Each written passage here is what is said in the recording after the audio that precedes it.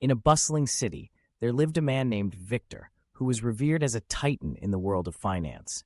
Every morning he strode into his glass office, the sun glinting off his polished shoes, a symbol of his undeniable success. He commanded attention with every word, his colleagues hanging on his every decision, convinced that his authority was unshakable.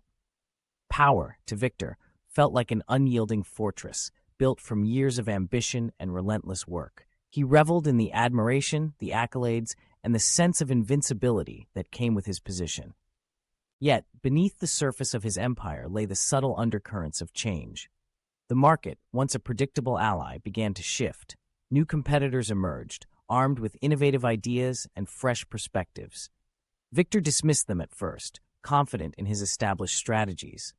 However, as the months wore on, his fortress began to show cracks. A series of miscalculations led to losses that were impossible to ignore.